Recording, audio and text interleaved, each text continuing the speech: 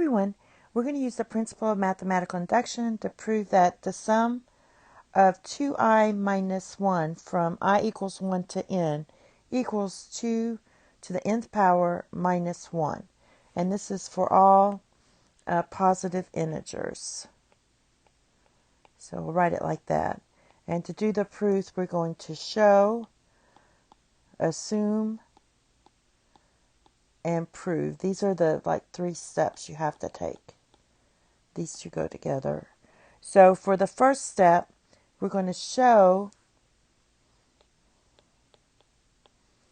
that n equals 1 is true. So I'm going to plug in 1 in both of these. So you get 2 to the 1 minus 1 equals 2 to the 1 power minus 1. So this is 2 to the 0 power equals 1. And 2 to the 0 power equals 1. So 1 equals 1. So that checks out.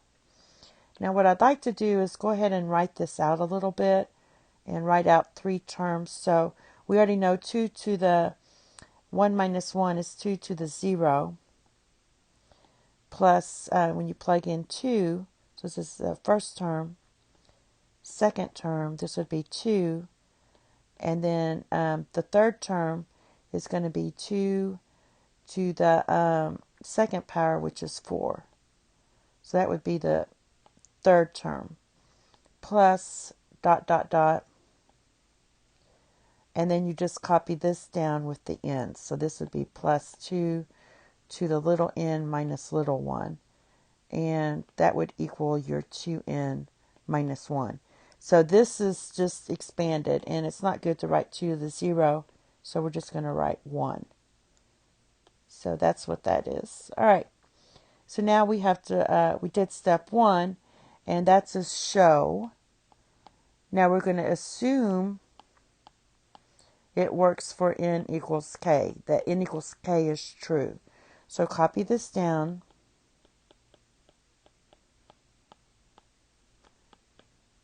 But everywhere there's an n, put k. Make sure you know these two are different. So, all right. And then prove that n equals k plus 1 is true. So that just means the next term.